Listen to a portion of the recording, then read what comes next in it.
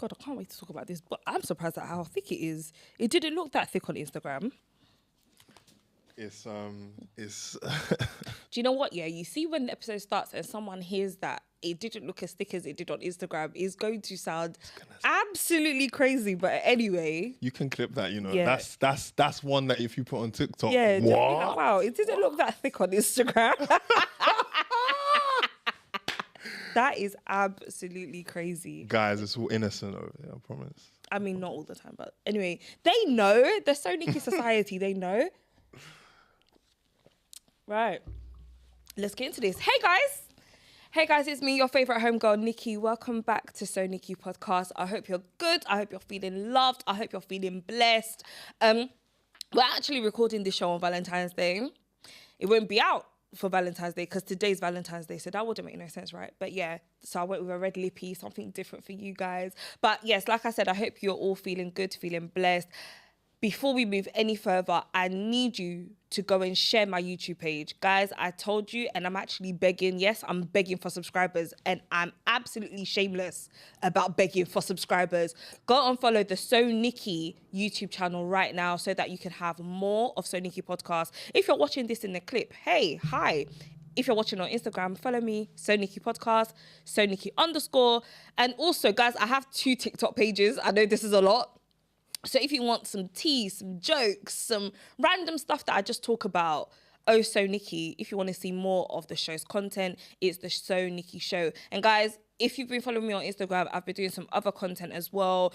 A lot of you may not know that I'm a huge WWE fan, so I've been working with the guys from the Kick Out Podcast, doing some WWE and other wrestling content. So check out the Kick Out Podcast, and the clips will be reposted on the SoNicky Show page on TikTok. Boy, that was a mouthful. Right, guys, I've got a very, very special guest. So when I started doing the podcast again, I said I want to have people who have, I can't lie, who have a lot to say like me. And I just wanted to have more meaningful stuff, more culture stuff. Sometimes we'll get ratchet. Sometimes we'll get ghetto. Sometimes I'm going to scream and shout and swear. Hi, mum and dad.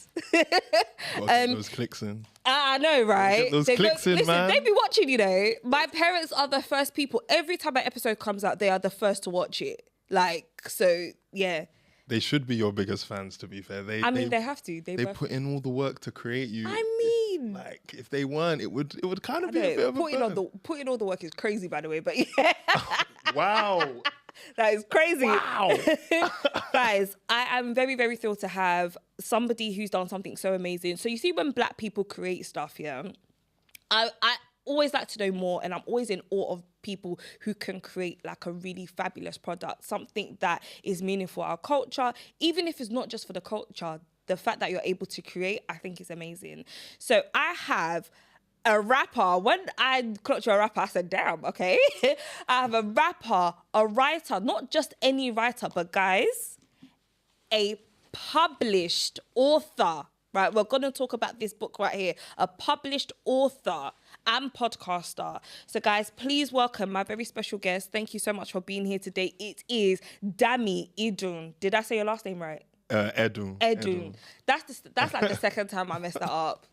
It's okay. It's a difficult one. But please, welcome. It's so nice to have you here. Thank you, Nicky, for having me here. I'm excited to be on the show. I've seen your podcast in the social media universe for a while now. And I remember when I was like, okay, I'm going to reach out to him, be a guest on, because I feel like I could bring some good energy to the show. And yeah, I'm very excited to talk to you and share my work with the guests. And hopefully it's a good podcast for amazing. Oh, this will be an amazing episode. I have no doubt about that. But first, the intro to every show, right? We always do a toast, okay? And this toast is very fitting because it is the Lovers' Day. It is Valentine's Day today as we're recording. So the toast goes like this. So, to love. To love. To life. To life. And to everything that is SoNicky. Okay. To love, to life, to everything. Okay. Cheers. So, guys. I thought you wanted me to say it. Yeah, but you did start Oh, saying it. okay. Like we're gonna cheers and then go to love, to life, to everything that's so Nicky. Afterwards. Oh, that's actually a good idea though. Yeah, but it's Okay. all right. It's all All right. right, yeah. And then We did it. Guys, today's SoNicky Special, it is a simple rosé. So the SoNicky Special is whatever we're drinking. So those of you, if you're listening to this on a Friday, Saturday, it could be a cheeky Tuesday after work. I don't even mind. You lot know I don't mind. Pour yourself a glass of rosé. Okay, so let's get into this. Let's do some icebreakers, right? To get the SoNicky Society, to know a bit more about you, Dami, okay? So who is your hero? Ooh. Can I pick a real life person? Yeah, it could be anybody. It could be anybody. Okay. Real life hero. So now, because I'm older and wiser, hopefully I'm wiser. Not hopefully. I would say that a hero of mine from the reading I've done of his is Kwame Nkrumah. And obviously that's speaking to the Ghanaian girl over here, to her roots. Yeah, he's a hero because he was willing to stand up for what he believed in, to bring freedom and dignity to his nation. And as I get older, I realize just how big of a thing that is, like, controlling the destiny of a country. Honestly. I'm still trying to control my life, like aspects of my life, you know. And this guy had a vision for what he wanted to do for his people. So I'd say he's a hero for me in the real world sense. In the fictional sense, okay, Spider-Man. Very fitting. Spider-Man is my guy. Why Spider-Man? You know what it is? So, with the superhero theme, and I'm sure we'll talk a bit more about it because of part of why I'm here today. But Spider-Man is a character who has superpowers, right? Yeah. And we've got all these people like Superman and, Wonder Woman and Captain America and all these people. But I think what I like about Spider-Man is he has powers, but he's still quite vulnerable. And he has to find very clever ways of using his powers to gain an advantage. And he still enters into situations where it's like, I could die here and still finds a way to come out on top. So I think that adds to the tension, and it also makes for a better hero because there's more at stake. Okay, I've never thought of Spider-Man that way. So that's very interesting. So I really like that answer, by the way. I really, really do. Do you know what? Speaking of Spider-Man, I'm going to change my next get to know you question. If you could be an object, and I'm asking you this because I saw a clip. This is an old clip, by the way. People have seen it. Keke Palmer, where she went on Chicken Shop Date, and then Amelia asked her, if you could be anything, what would you be? And she said, you know what I'll be? I'm going to be a rock. And I was like, a rock? And then she was like, I'm solid, but I could hurt you. And I was like, oh. So the way you were describing Spider-Man, I don't know why, it just came into my mind. So if you could be an object, what would you be? That's a hard question. I don't know what I would be. Do you know what? I'll be a door. Why? Do you know why I'll be a door?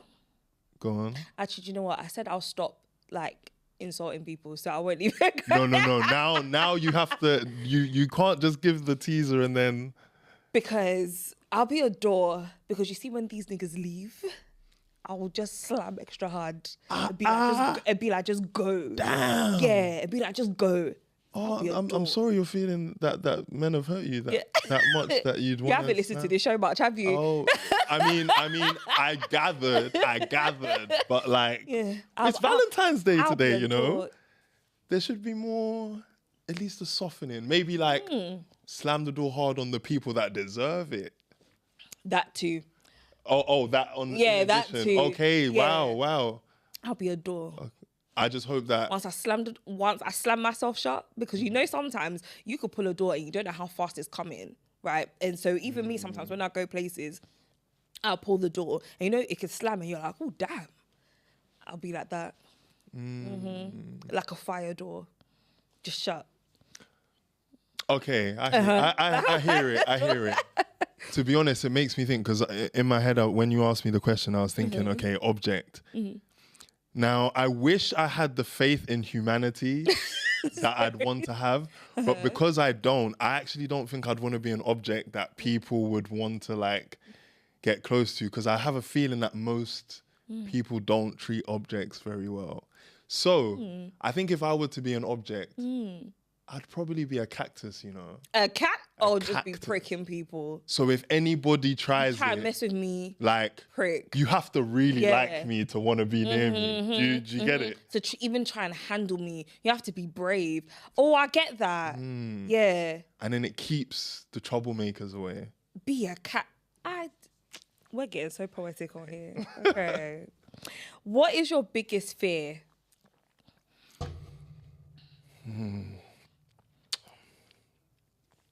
My biggest fear, well, other than death, I mean that's quite a fear. That one is, I think that's, if everyone was being honest, that's their maybe biggest fear. Of course. I think my biggest fear is to grow old and realize that there was something that I didn't do when I was younger, and then realize that I didn't do it and it's too late, I'm done. That would be a fear, or like more of a regret? I fear reaching a place where I haven't done where you'd have that, you'd fear having that feeling. I fear it. Okay. Like being 80. Imagine like being 80, 85. Your body's done. Done. And you're thinking, I actually really wanted to go skiing, or I wanted to do rock climbing, and I didn't do those things. I rebuke you with the blood of Jesus that will live in that fear. Do you know what? Me and my sister briefly mentioned this like a couple days ago about, like, especially with African parents, right? They try to push their fears onto their kids, and it's like, and it could be anything. It could be like trying out something new, going to a new place, or even just like the chance at certain opportunities. They'd be like, don't do it. And then my sister was like, you can't do that. Like, you just can't do that. So that's what I thought of when you were saying that. And I was thinking, even for me this year, we're only in February, but then I'm trying to push myself to do things that I've been scared to do. So I told myself like 3 years ago, that I was going to go on a solo trip. This is literally like the 3rd year I booked myself a solo trip. Oh, that's good. I've actually booked myself a solo trip. I'm going in 2 weeks. Like, and even though it's just, you know, a little quick stay, but even when I was booking the tickets, right, I was thinking, why is your stomach in knots? Like, you're a grown woman, you can do what you want. and I said, I'll visit somewhere I haven't been before. So that's what I've done. So I'm just like, I'm going to get rid of that fear. And also being a Christian too, fear does not come from God. Like, I remember watching one of these influencers, she said it on TikTok. She was like, she doesn't like it when people say, feel the fear and do it anyway, because especially if you're a Christian, God don't give you fear. So why would you accept that you're going to feel that fear and accept that fear and do it anyway? And I said, that's a word. So what did you do? What do you do then? You feel the fear and like take it out? I pray to God. Like, you see, even when I'm worried, like, I will really pray. Like, even when I'm like, sometimes I'll pray and like something will be bothering me still on my mind. And I always just tell God, like, God, I know this feeling isn't from you. I know I prayed for this the other day, but I know it will pass. Like, something, I will get over it somehow. Like, I have that belief. Whatever it is, I will get over it somehow. So that's, So when we talk about fear, that's deep. Hold on, he even told me to write that. Anyway. That's deep. It came from God. It came like God. He was trying to speak. But then, so your fear of not trying something or not doing something, I should say, like. Yeah, because I think it's hard for us to realize, because we're still, you know, relatively young. Yeah.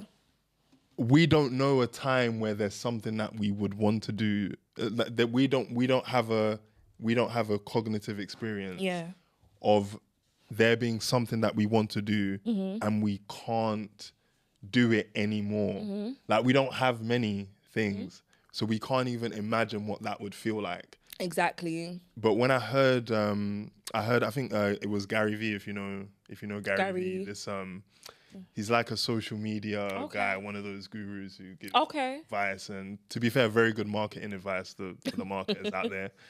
And he was talking about volunteering at an old people's home. And he was saying he was speaking to some of the residents there. And one of the things that was a recurring theme was people who had not lived for themselves and instead lived for others. And he said that the regret and the pain that he could see in their eyes was so sharp. But what made it even sadder was that they could not do anything about it. Because they are literally like, without sounding too morbid, like end of life. They're on the way out. Yeah, they're on their way out. Like, you see, I feel like that's giving me more inspiration to just be like, fuck it, I'm going to do my own shit anyway. Like, right now, like, even just in life, like, things that I do every day, I feel like I'm putting a lot on my plate. But then it's like, if I don't do this now, I don't want to be, especially, I'm a woman as well.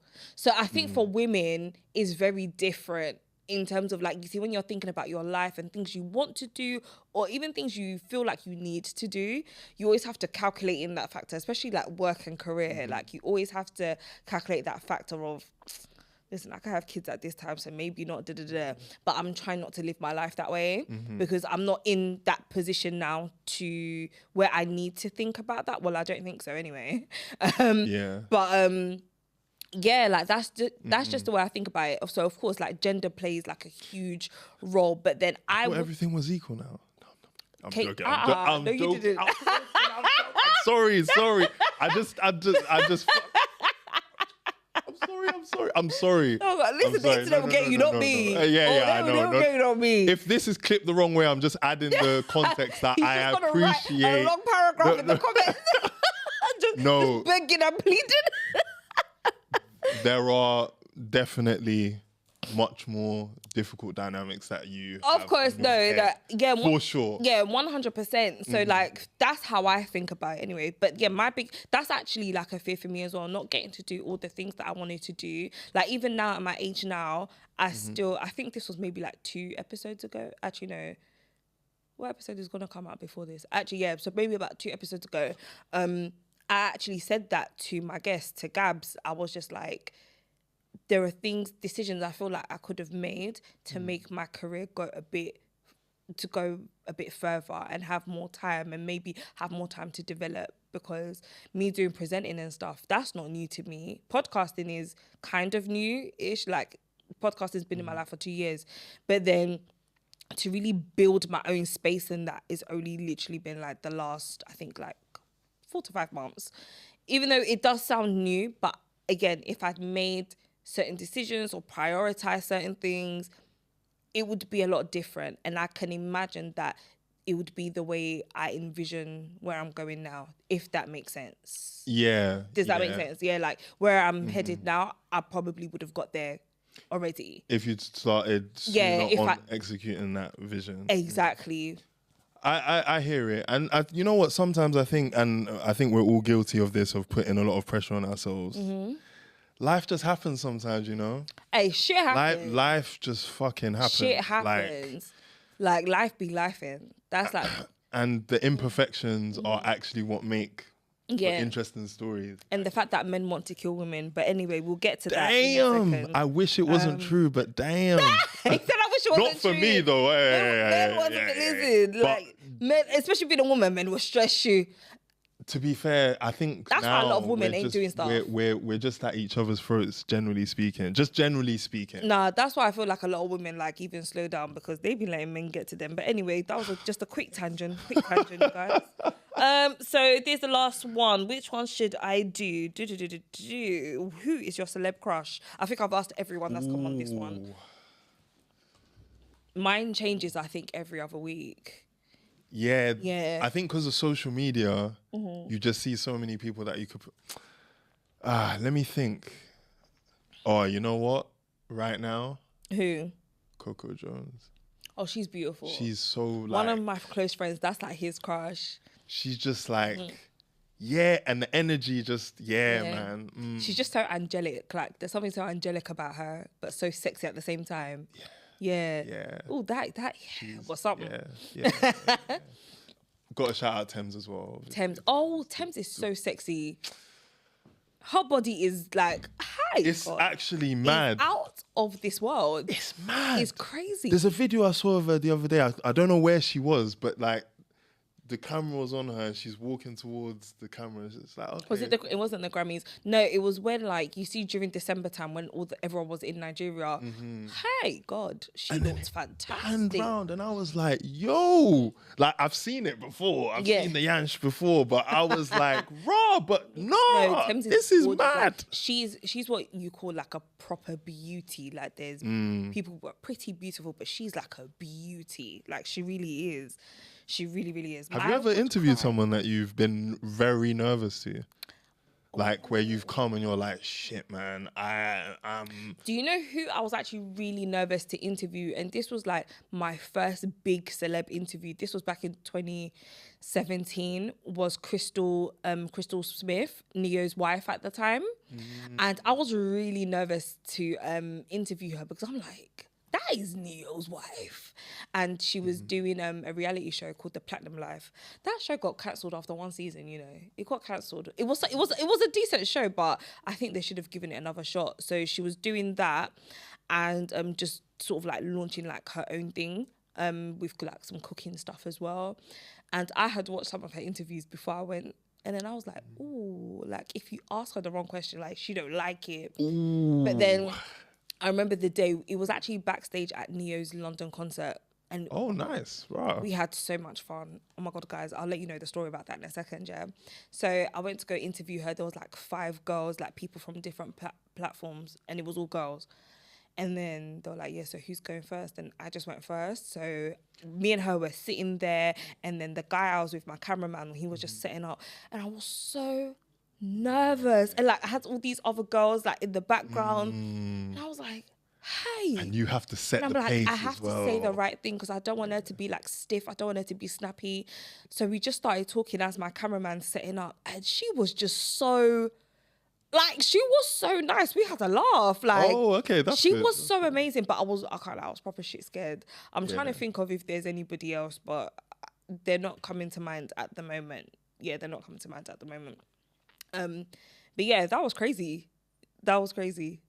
And it went smoothly? The whole oh my God, interview? the whole interview was lovely. No questions asked where she switched off? Nope. Like, we had fun. Like, she laughed with me. Like, it was a great interview, if I do say so myself, guys. I think I've got the footage, so I might repost it on my Instagram, actually. Yeah, it's on YouTube, but then the platform that I used to work for, World Mag, go check them out. The interview is there, so you guys can go see it. But yeah, that was like that was it. That's what I could think of. So right, let's get into it. All right, so one of the reasons why Dami is here, and I was so intrigued when he let me know this, that he has written this book right here. First of all, I need you guys to take in, first of all, how descriptive and beautiful this cover is. Yeah. And then the next thing that really got me is when I realized it's called OGAMAN, the birth of a new king. And I was like, you know what? Yeah, bare people don't get the pronunciation right. OGAMAN. And then I was like, because I saw it on your Instagram page, and I was like, oh. So I started, so everything that you did, like every post that included your books, I was just scrolling through it, and I was like, OGAMAN.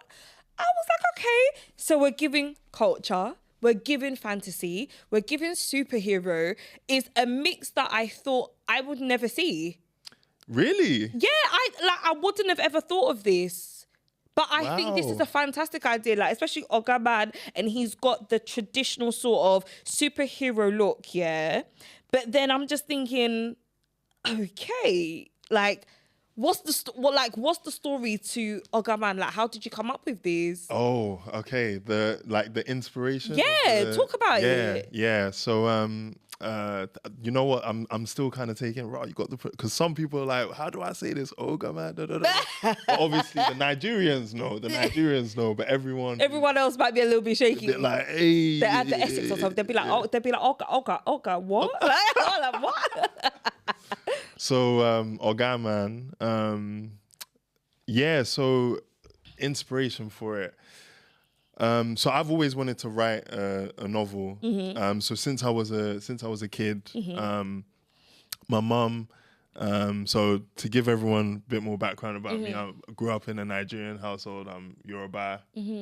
So my family's from Ogun State. Okay. So anyone who knows Ogun State represent. Big things are granted. That's what I heard about Ogun State. Listen. When I've heard it spoken about on socials, that's where I hear it from mostly, to be honest. So we've got loads of people and events that are famous. You know, Fela Kuti is from Ogun State. Okay. His mum, who was not only the first woman to drive in Nigeria, but also I never knew that. led Nigeria's independence movement from the British. Like, she was one of the big... It was a woman that did that. Yeah. That's similar to Ghana, but we'll jump onto that because I want you to really, get into it. Yeah. And we have Ojudo Oba, I think it's Oba. The event where everybody wears the different traditional colours. I'm not sure if you've seen it. I'm not too sure, goes to the stadium, there's horses. It's kind of like our version of... what's that thing they have in Ascot-ish? Oh, Ascot. Okay. Ish, loosely. Okay. Someone's going to kill me in the comments. Like, damn, you don't even know what that is. But listen, I'm a hashtag Nigerian TikTok. They can do it. I'm joking. Oh, that is please. Some of them might go, he's chatting shit, but I like the cover, so I want to get the book. Please. Grew up in a Nigerian household. And my mum was very big on me reading. From a young age, so she used to give me books like Famous Five, Secret Seven, Animorphs, so novels. Animorphs, I remember that in primary school. The TV show, yeah. So they also had it came from a written series. Yeah. I used to read those books as well. I remember I saw the books in, like, you see those bookshops they used to set up at your school, like every half term or something. Like, yeah. I think my mum may have got them from those and the library and just a collection of them. And obviously, you know, African parents generally, like... You must read a book. You must face your book. My mum is going to be watching this year because my mum likes the show. My mum would literally tell me off for not reading. And the thing is, I could be doing anything. I was just going to get food. You don't read your book. And one of my cousins was really into Harry Potter. And remember how thick the Harry Potter books were? Here's the thing. I would read it at school. Like, I've read Harry Potter books, but I read it at school. My mum would be like, so when I go to Danette's house, she's reading a big book. And I'm like, all right, chill out, love. Wait, so your parents were okay with you reading Harry Potter? Because I remember, like, a lot of parents were like, my parents, witchcraft. Listen, my dad, I remember one time, like, going out with my dad, and I wanted, like, a makeup set, and my dad was like, no, I'm going to buy you Harry Potter. And I'm like, and because he was thinking, like, it's a famous kids thing, so, like, you lot should enjoy it too. And then I remember, I made my dad make him go and buy this makeup set. And then he was like, I was trying to buy you that Harry Potter video. Like, oh, guys, that's how old I was on video. Harry Potter and the Philosopher's Stone, we had it on video, but he bought it anyway. So stuff like that was okay in my house. Oh, that's you know what? I actually think that's good because as long as you know what you believe in yourself, it's just okay. Entertainment at the end of the day. But there were a lot of people whose parents forbid that stuff. Yeah, I have friends that don't let their kids engage with, like, Harry Potter. What's the other one where I don't know, there's been other similar, like, kids cartoons in the cinemas, and they'll be like, oh no, such and such can't go and watch it, it's devilish. And I'm like, it's just kid stuff. Like, it's just kid stuff. Like, I don't fly on a Nimbus 2000 like Harry Potter, okay? I don't fly on no damn broom. I'm here and I'm in church every Sunday. Leave me alone. Can't lie, though. I did try and do that one time. Like, I tried to make it work. I can't lie. No, the fuck you didn't know. I was in the garden, like, okay, broom, just like, let me... Because how sick would... fuck you did not. No. For real. Like, that's how tapped I was as a kid. So you tried to fly on a broom?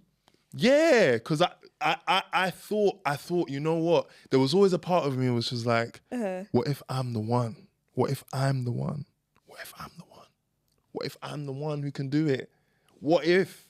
So I had to try it, and then I learned. So you see, when I scream blood of the lamb twice a day randomly, it's because of stuff like, guys, let's get back into OGAMAN. This guy, I have no words. He said, are used to try and fly on the broom. So what do you do? Like straddle the broom and then just kick your foot? Because that's what they used to do. Like run and try and like. I remember the Philosopher's Stone like the back of my hand because I watched it repeatedly. Come on, we had it on video and it's now on Netflix. That's no promo. Netflix are not sponsoring this, okay? They should be. They should. Soon one come. day. Soon come. Soon come. As we're talking about Harry Potter. Yeah. Like. Forgive her for that and then add the Netflix subscription thing. Professor McGonagall said you straddle it. No, it wasn't McGonagall that taught. You see, look, I just was chatting shit about how I know it like the back of my hand. Yeah. I don't. It was the woman's name in real life is Zoe Wanamaker, but I can't remember her character's name. It's Madam something. Madam Finch, I think it. Yeah, I think it's Madam Finch. So like she says, straddle the broom and just kick off the floor like that. And then you would just take off. So is that what you were doing? You would just straddle the broom and just...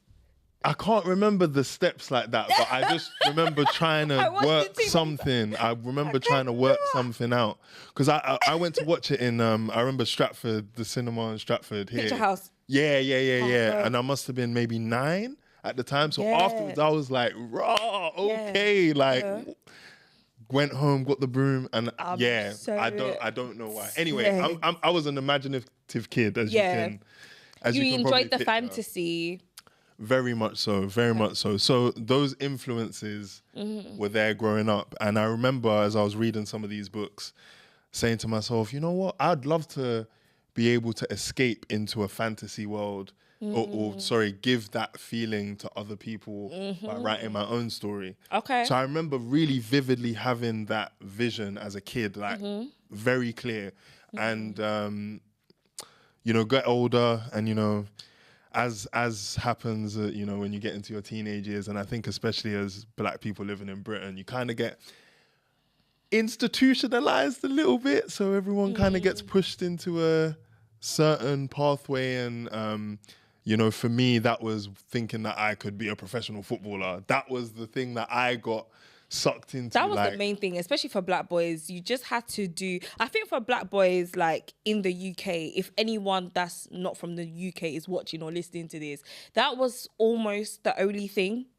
Because, in America, they've got all the sports. They have American football, they have soccer, which is our football. They've got baseball. I don't know if a lot of Black people do hockey, but I know they get scholarships for hockey. And of course, the most coveted one, the NBA. Like, they have all of that, or they go on to either go into law, some sort of medicine, or you become a rapper.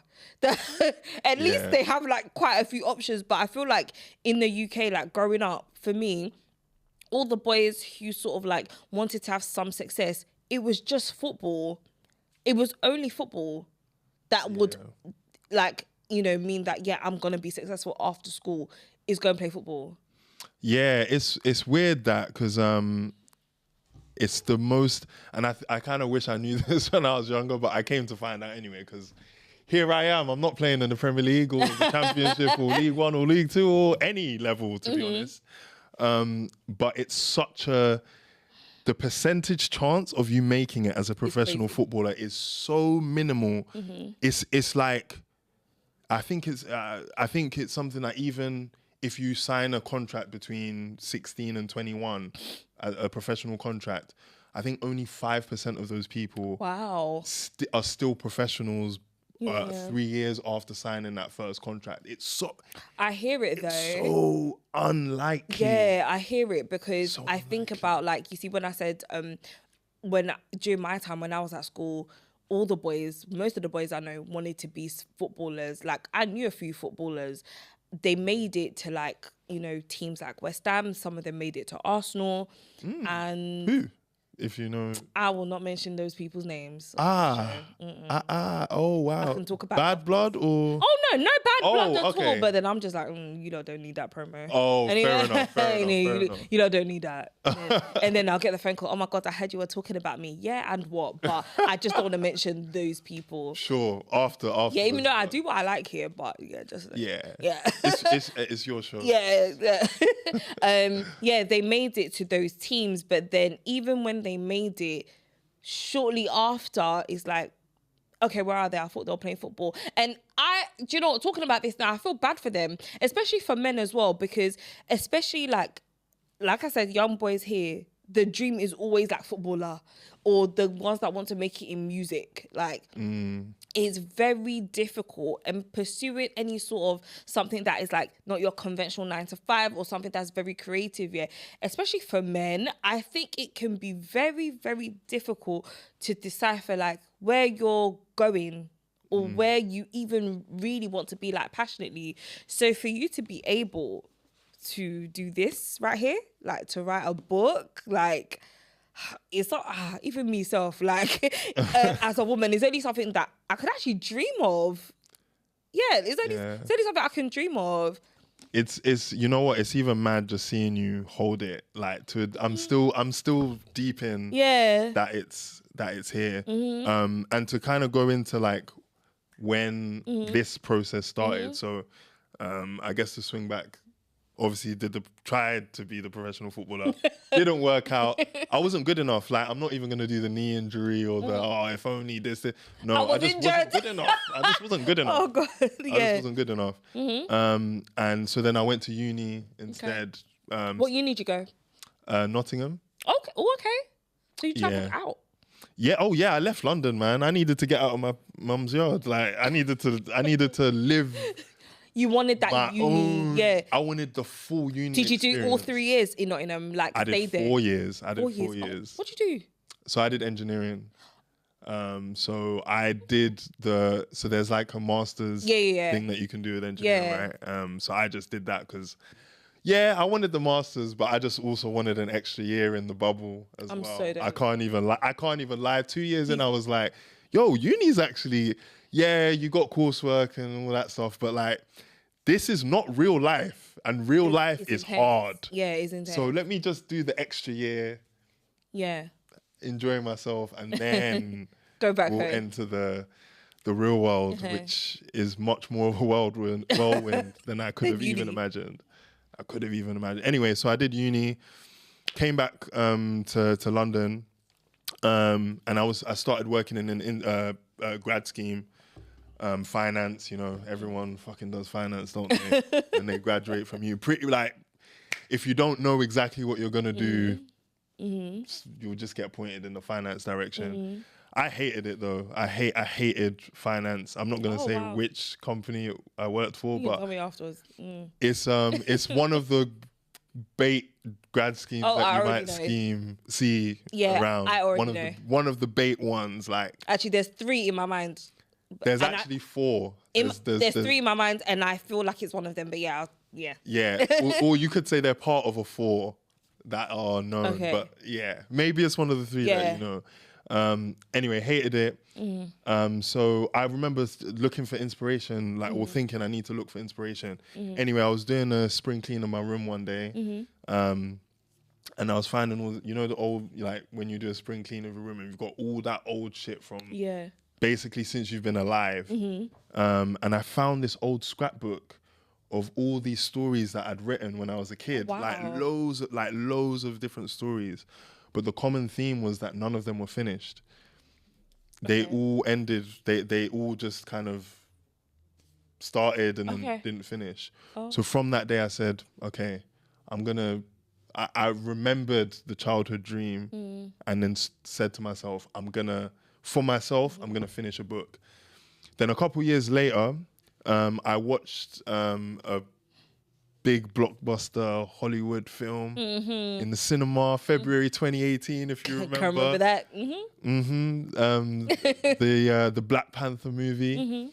And I was really inspired by the fact that there were a lot of black characters shown and with nuanced different characters within the universe of Marvel and within that Black Panther world. By the way, I knew you were going to say Black Panther, but spoiler alert, I've never watched Black Panther. Ooh. I know. People think I'm a disgrace. I'm not going to ruin it for you. You should watch it. Yeah. You should definitely. I got cussed out literally a week ago. I got cussed out because I said I've never seen Lion King either.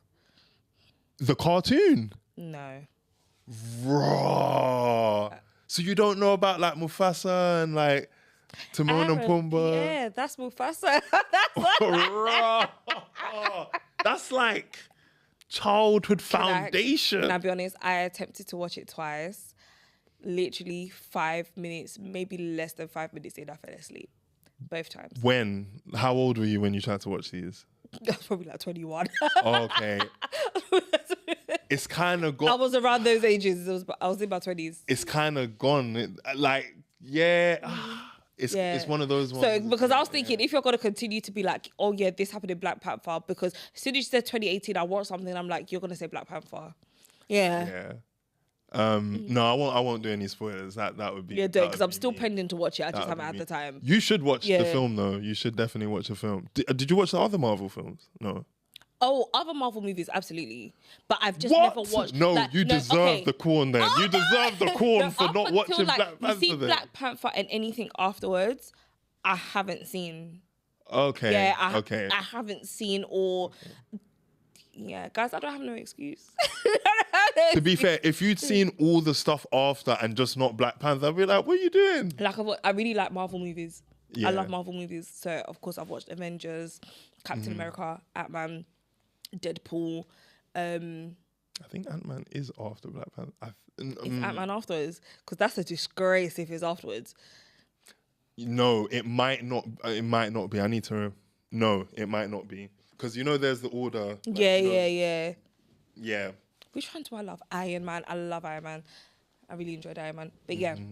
So I watched that and I remember having I watched it and I remember having a conversation with my mum afterwards. And my mum's an author as well. Shout out to... Really? So mother dearest. Okay, mama. She's a non-fiction author because she's an entrepreneur, lecturer. What she do?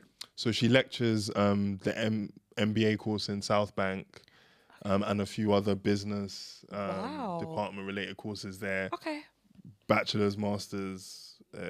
So she's been doing that for a few years now. Okay. And London Coventry University as well, the Coventry campus here. Yeah. So yeah, shout out to mom because she's done it herself. And we were having a conversation one day because I wanted to write my own. And then she just said something, parents will just like be on the phone to you and give you advice. And I'm not even going to lie, like I love my mum. But sometimes, she'll give me advice and not even on a like rude one, but just, I'm like, mum, I'll give it time. Just be like, please. And I'm like, yeah, all right, mum. Different time, I hear what you're saying, but I need, Yeah. But then she just said something where she was like, oh, maybe you should write a superhero story that you London kids would understand. Okay. And then she said that, and I was like, and I could even feel the part of me that would usually be ready to be like, oh, yeah. Like, but then a part of me was just like, you know what? Let me actually take that. So that same night that we had the conversation, I just started writing. Like I just started writing. It just came from God, from Olodumare. Wow. And I just started writing a scene in a school, which is actually what chapter 1 of OGAMAN became. And I remember as I was writing it, I was like, yeah, I'm feeling something here. And then I just, so this was 2018. And so I just kept writing. So I had the school scene and then I had a few characters and I just expanded from there. And because the story, so to go into the theme of the story, it follows the journey of a British Nigerian teenager living in a dystopian London.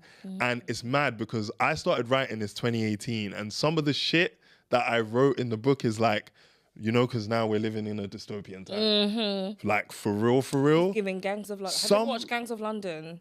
And how Gangs of London almost gives that type of theme. Have you ever watched it? I've watched like a few episodes of it, but I haven't got a deep... Season 3 is coming out, so you need to come back and we'll discuss that. But anyway. Yeah. No, I definitely need to get on Gangs of London.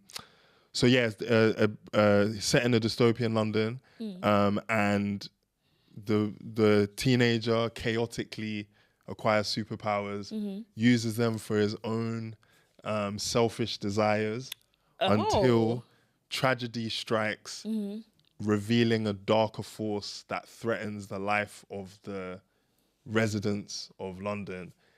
Either he stops them or everybody perishes. So that's the theme of the story. And I've infused a lot of Yoruba mythology into it because one of the deeper themes in there, so we have obviously the theme of morality, in terms of like what is right and wrong, what is good and bad, in the context of the story. That's up to the reader to decide in a lot of cases. Also the theme of power as well, because this has been banged on about for generations, but with great power comes great responsibility. Absolutely. And it's a real true, it's a common trope for a reason, because that's the case. And then the very important part is the reclamation of heritage. Okay. And that's why I infused Yoruba mythology into it, because one of the journeys that the character and I guess a couple of the characters go through is the kind of learning and reclaiming that heritage that maybe wasn't felt or wasn't really the characters weren't really connected to prior to going on the hero's journey in the story. So those are the themes that I guess I explore with Do you know what I actually had down to ask you, right? Because obviously I saw OGAMAN is the title, right? And I had the question about the importance of culture. So it's good that you've kind of already started to answer that question for me already, because you said the things about the Yoruba mythology and how that sort of embeds like the character, like the main character's decisions and stuff like that. But then I actually want to know from you, from a personal point of view, because of course it is your culture that has influenced, you know, a huge part of writing this. So especially now with like our modern day and times, like where, I don't know about you, but then like we're first generation. Are you first generation here in the UK? Technically, yeah. Like, how does culture influence you as a whole? Whew. I'm glad you asked this question, because I can't lie. Since writing the book, I've been going through the craziest identity crisis. I cannot even lie to you. With a title like OGAMAN, you've been going through the maddest identity crisis. Talk to us about it. How much time do we have? Oh, damn. Okay, we have like maths. Okay, we have about half an hour. Oh, I can condense it. Okay. Yeah. So, where do I start? Identity crisis. Okay. So, let's even go with the fact that we're born in the UK. Okay. So for most Black people, or let's even go a bit more specific, most African people born in the UK, I think, and especially if you're maybe above, let's say 28, 27, millennial or end of the millennial and older, like that demographic. Being African children growing up in the UK was very difficult, right? And what do you mean was? It still is. Even at our big adult age, I think it still is. You reckon? Because our parents, like, we're still here with our parents. So I identify myself as being like an African child here because, first of all, I was born here. Second of all, my mum's still here. And, you know, even though I'm an adult, but then I'm still like, there's still a battle with culture. There's still a battle of how you're seen. There's still a battle of how, even communication, because you are still seen as the child in the family. Because even if my aunties were to come around today, listen, I'm still my mother's child. Away from that, you look at me as a woman. If they was to come to the studio to see how I'm working and stuff, okay, then I'm a woman. Step away from this mic, I'm your niece again, the child. And I feel like all of that is very heavily embedded within the culture still. I don't know how you find it. I definitely, it's been interesting because of late I've been spending a lot of time in Nigeria. So I think when we were messaging, you were in Nigeria. Yeah. Yeah, I just came back a few days ago. Just a few days. This cold is fucking killing me. Good, come back and shiver with us. Listen, come back and shiver the way with us. that I've been like in the yard, just like, yo, people live like this is what I'm saying to them. Like I haven't been like doing you don't this live. You were living up north. You were in the Midlands. Like it's colder up there. It's mad cold. But for some reason, so I did. I was in Nigeria for December. I was basically in Nigeria for a couple months, just gone. And I was also in Nigeria. He was doing dirty December and he got tired.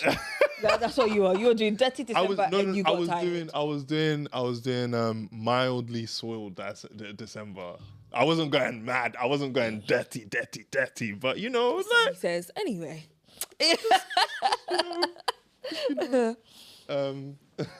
Lightly soiled.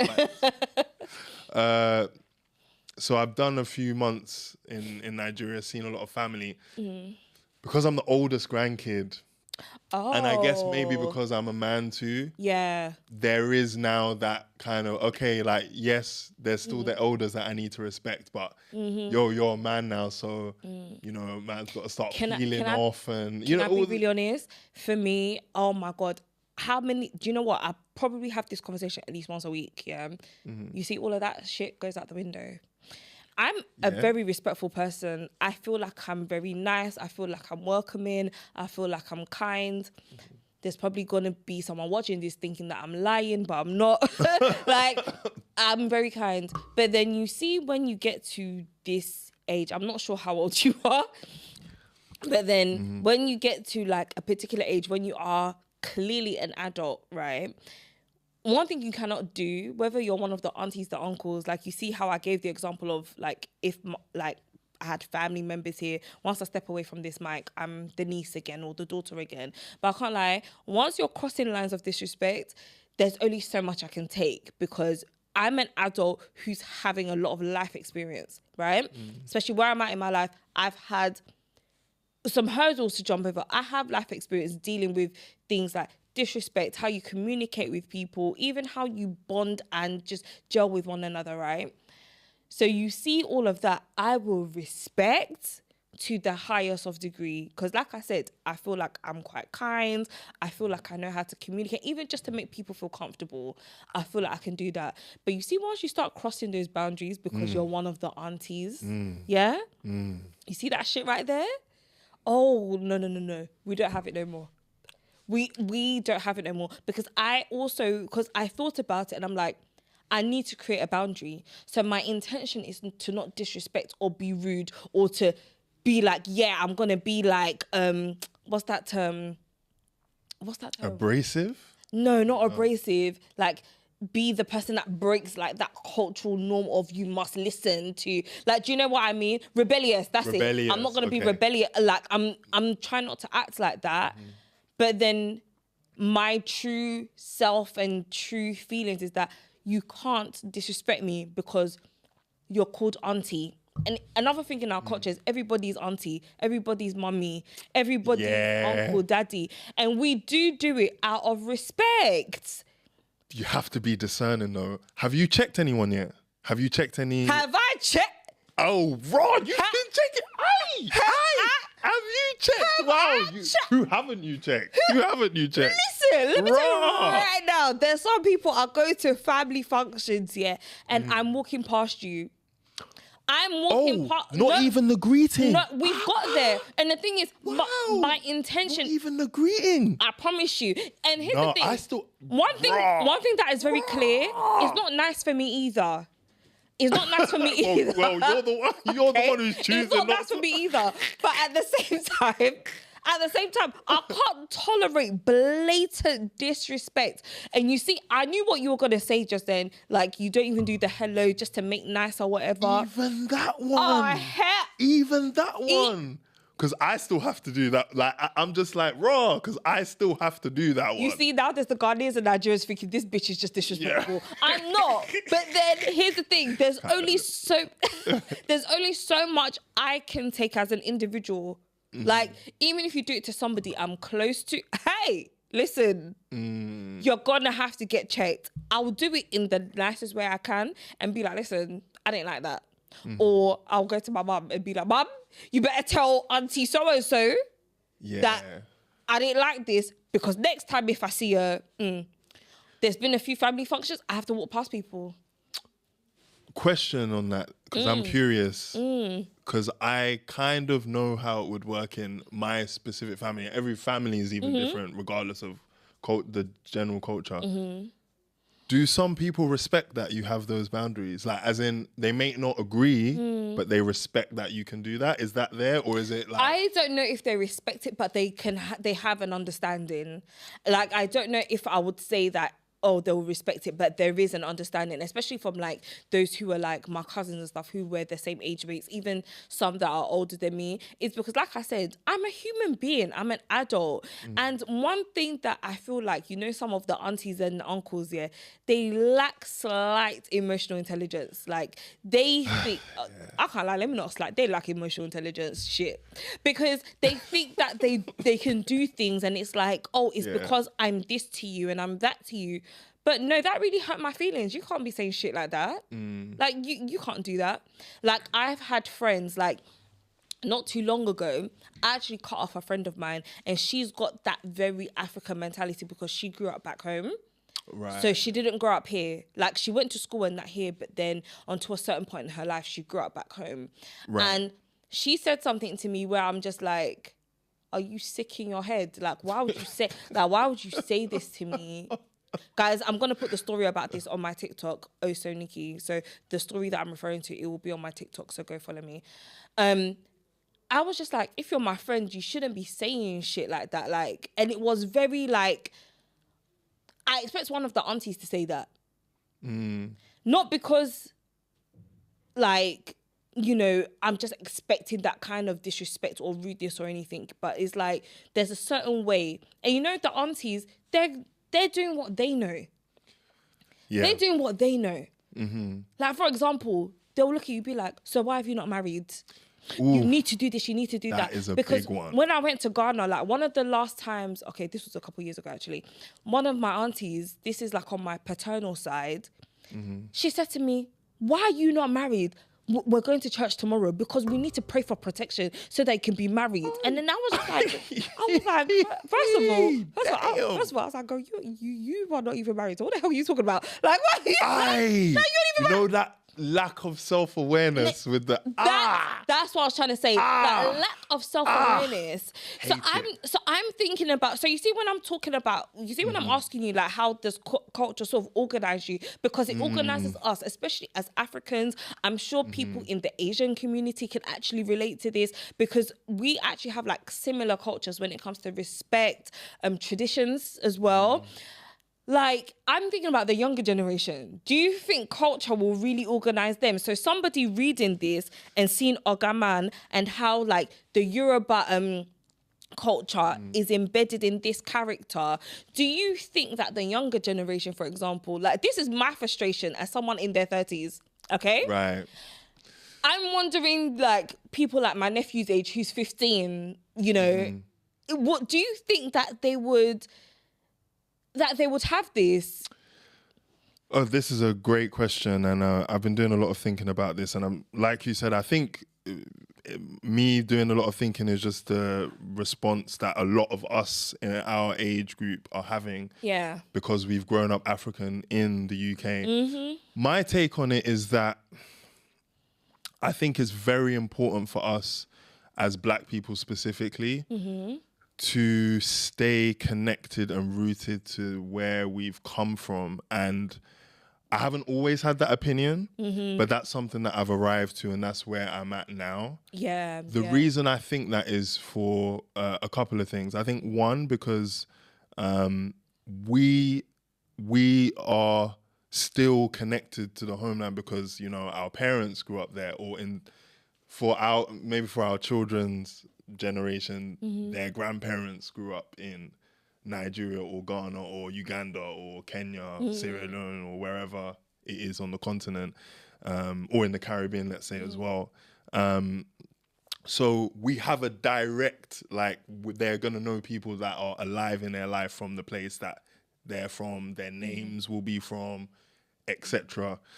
So I think it's important for that reason. And I think also because of the relationships that our homelands have with the UK as well, and the history that lies behind there. I spoke about Kwame Nkrumah earlier.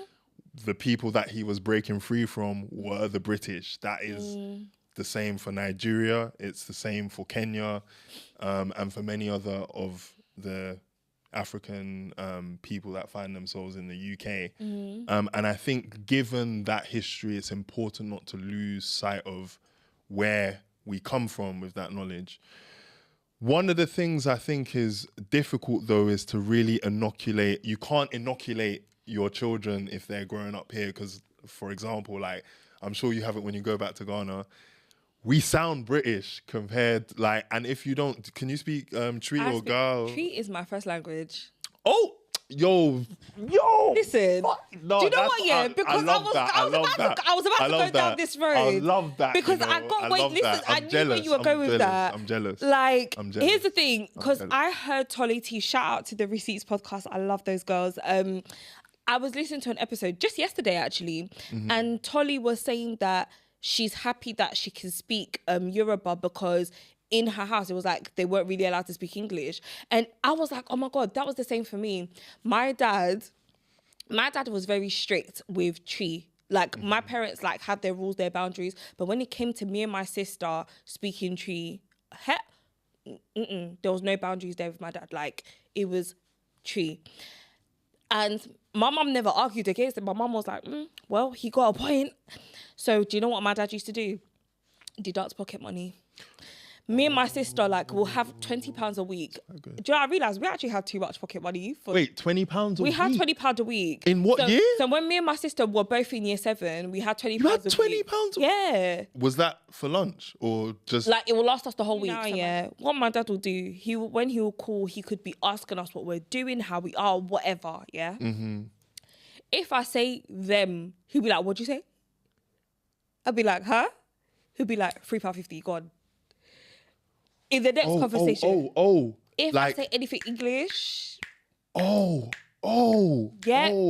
But the thing is, me and my sister, when we were like up till like primary school age, we were so fluent in Tree. We actually started off like we never used to call my mum and dad. We'll call them by their Ghanaian names. Oh, yeah. So my dad always comes up with the memories of this, and we do remember it. Yeah. So that's how we were just kept in check. So if we say anything that sounds like English, whatever, my dad will be like, wait, what? Like, you said what? He'd be like, £3.50 gone. Let's say, yeah. That's it. He was supposed to give us £20 and it was, let's say, £12.75. My dad is coming with the change, like £12.75. My dad did not play. So that's how me and my sister, like, we learned Tree. So, and I never went, fun facts, guys, I didn't go to Ghana until I was 16 years old. Raw. Yeah, and my sister, I believe, I think my sister was like 13 or 14. No, she was 14 at the time, and I was 16. So when we were back in Tree, people would stop and be like, what? Yeah.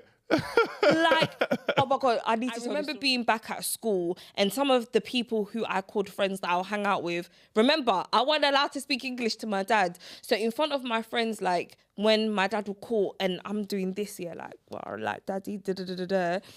And then they're like, oh, what did you say? Or what were you saying? Why are you making fun of me because of my language, bro? Yeah. So that's what makes me proud. And I'm glad that that is embedded into me. So you see, when I go Ghana, listen, whether you hear the thick East London accent coming from my throat, like, I'm a Ghanaian through and through. And that's the most important thing to me. Yeah. I rate it so highly, and shout out to your dad, man. I pick up my dad, man. I love my parents, but I do wish they taught me the language, man. You don't speak Yoruba?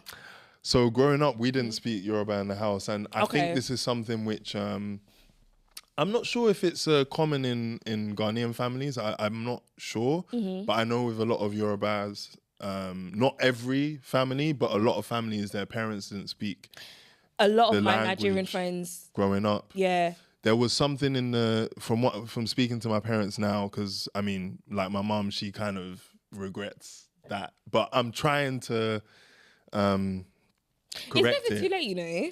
No, I'm learning Yoruba actively now. So I've been learning probably just over a year now. Okay. And the reason is because reclamation of heritage. And actually, through writing the book, I discovered and learned so much more about Yoruba culture, the history of the Yorubas, the history of Nigeria, and the mythology comes from the spiritual practices that were in the Yoruba ethnic group prior to colonization. So a lot of these things that I had no or very little knowledge of were enlightened to me through the process of writing this book. And one of the things that I arrived at, one of the conclusions I arrived at is, wow, losing the language is so, like, it's such a deep part of the identity. Because I'm sure you probably appreciate it more now that you're older.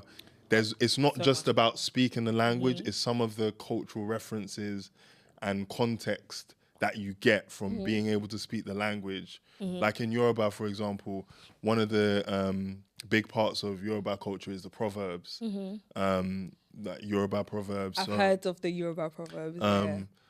Yeah, so like I was trying to think of one now.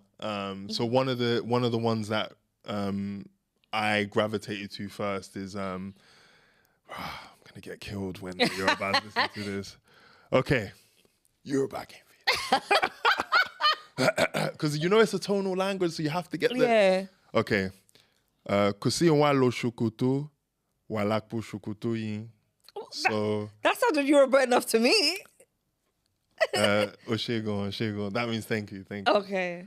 So that proverb means what you are looking for in Shokutu, which is a city in Nigeria, is within your Shokutu. Now, Shokutu in Yoruba is trousers. So what you're looking for outside is actually It's already here. within. Oh. And that was one of the first Yoruba proverbs. It's deep. That is deep. It's deep. He's deep.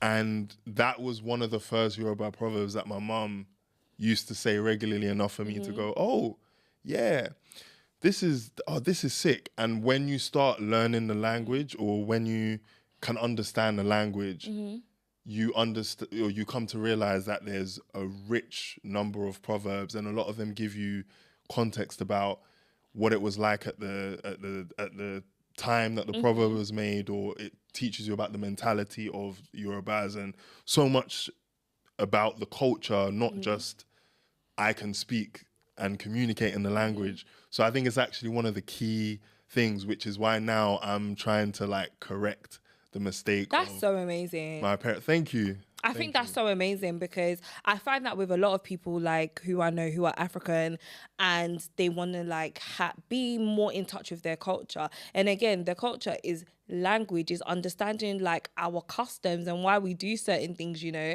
Like a few people I know, like including my sisters, got married within the last year. And like even then I really understood the process of like why we do certain things. So like the dowry and stuff like that. I didn't know too much. I was just like, oh, so you get this, and like people bring you this, but then all the meanings behind it, like even the certain family members that are chosen to speak, like there's so much meaning behind that. So I think that's something very strong, like to sort of jump off of. So guys, where can people get OGAMAN? And by the way, I'm gonna need one of these, especially for my trip. Don't worry. Yeah, we'll I'm gonna need one of these. So, because I'm really, really intrigued. I'm so intrigued. So, where can people get OGAMAN? So OGAMAN is available in the major book retailers online.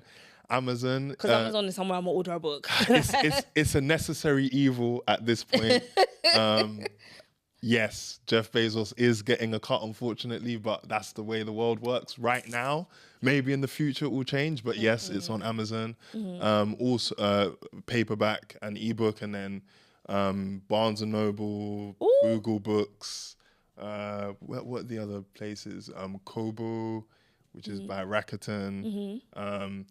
There's a link on my bio on Instagram that's at Dami Edun on Instagram. And the link there has all the different bookstores that you can get it from, whichever you prefer. But Amazon, obviously, it's there. It's usually the main one. They're the main one. For But me. some people have asked me, oh, is it on this store? Because I want to buy it here because I want to put my money somewhere else. And some people I hear it. are beefing with the system, and I hear it. But you know, for now, yes, it's Amazon main place, and then there's a few other stores too.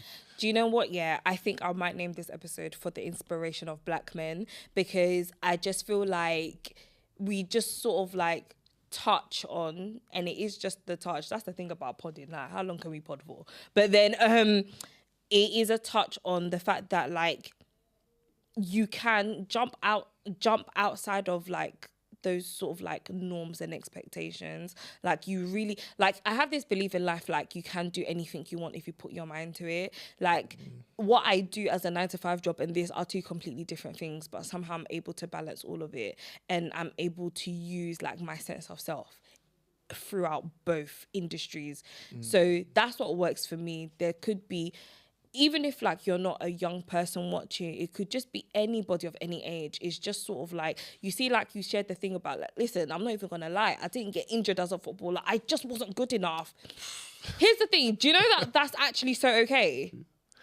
It's okay. You probably weren't even aspiring to be a footballer anyway. It was probably just like, oh, everyone is like doing it, you know, boys PE, and we have to do it. But then guys, like if you really, and you said a lot of this came from unfinished stories as well. So I'm sure there are people who are dealing with things like procrastination, fear. We talked about fear earlier on, you know, and guys, you see, when you overcome those things, you can actually produce something. And sometimes you don't always have to produce something in the physical. It can even just be like for yourself, because of course this is out there available to the masses, but then it can just be something for yourself. So I think, I think that's what I've taken away from this episode. And I hope that other people that watch or listen to this can understand that too, you know, is really just about that goal that you set for yourself. Because I'm really stuck on the part about the unfinished stories, and then you've come out with this, like, that's so amazing.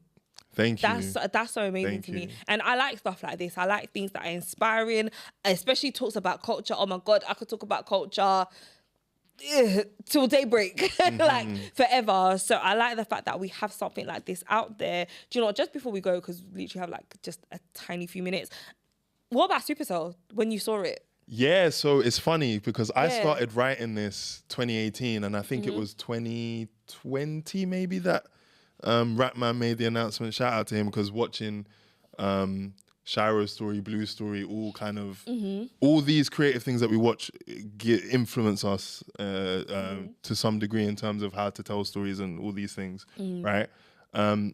So I remember when I saw Supercell coming out, and I was thinking, okay, like this is actually hopefully potentially the start of a new genre of the Black British superhero genre. I actually haven't watched Supercell yet, and the reason I haven't, wait. So I love that it's become like a mad, like big thing. The reason I didn't watch it is because it came out in the final stages of me finishing this book. So I kind of wanted to just be like tunnel vision and not feel like influenced, or like feel like I need to, let me get my stuff finished. That I can understand. I will come back to it. So I only released the book in December. Yeah. So because when like getting like the gist of it, I really wanted to ask you like how you felt about something like Supercell. Yeah. But then if you haven't watched it, I think you're the only person I'm gonna give a blight to that hasn't watched it. Because here's the thing, like for something British and homegrown, is possibly one of the most amazing things I've ever seen. Wow. Honestly. And I feel like these days, I feel like I'm very critical. I don't know where that's coming from. I hope that's not that auntie spirit that I rebuke. I will talk about that in another episode. That auntie spirit, I hope it's not that. But then I loved Supercell. But guys, if you love that, I'm sure you'll love this. I personally cannot wait to dive into this. I only just know like some of the bases, but honestly, other than my friend released the book, The Big O, Oloni, shout out to Oloni. Oh. Like she was the last person, well, obviously I don't know that many authors, do I? But then that was like the last book where I was like, oh my God, I need to read it. Other than, obviously I'm into psychology, so I just read like psychology and psychotherapy books, of course, because it's part of my job. But then I'm ready to delve into this one. So guys, if you want to read OGAMAN, The Birth of a New King, please go to wherever you get your books from, and it's pretty much there. And guys, you can Google it. You can Google everything these days, okay? So Dami, where can people find you on socials if they want to catch up with you? Thank you. So Instagram at Dami Edun, so DAMIEDUN. Same on TikTok as well. I also have a YouTube channel at the Garden of Edun, EDUN, where I have my podcast and also some random tunes there for when I'm feeling inspiration. So those are the places you can find me in. For those who are interested but maybe not yet fully sold, you can go onto my Instagram. You can read the first 3 chapters of the book. Go read it. And then if you like it and you like where it's going, you can then gave away the first 3 chapters for free. Actually, you did. I saw this. Yeah. And then you can read it, decide if you like it, and then dive fully into the story. They're going to love it. And for the people that actually do buy it first, thank you.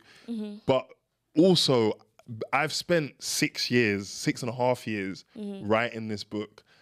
I want to hear what everybody thinks. It can be the worst, like, this was rubbish for all these different reasons. Everything's whole fine. Or it can be like, this is the best book I've ever read. Anything from there and in between, please. I want to know what you think, because the feedback gives me inspiration. It gives me things to think about. It makes me, know that the work that I've put in, at least people have engaged with it. And regardless of how you've engaged with it, I want to know. I've spent a lot of time on it. And it's if you've gone out of your way to read it, I would love to hear what you think. So I'll put that message out there for you guys as well. That's so amazing. Guys, this is a show that started on a high, ended on a high. I can't like all my shows are, man. Anyway, guys, OGAMAN, definitely listen. When I post this, leave your comments. Leave comments on Dami's page, follow him, subscribe to his channel also. And guys, please make sure you don't forget to subscribe to the SoNicky YouTube channel. Guys, please, I want followers, I want subscribers. So SoNicky on YouTube. I am SoNicky on TikTok. SoNicky_ for my personal Instagram. But I need you guys to follow SoNicky Podcast on Instagram. You want to see clips like this, like what you're watching now. If you're watching it in a clip, on the SoNicky Show on TikTok. I know that was a mouthful, but all the information will be in the description box on all of your major podcasting platforms. Until next time, guys, love, peace, and blessings to all of you always. See you. Make sure you subscribe. Make sure.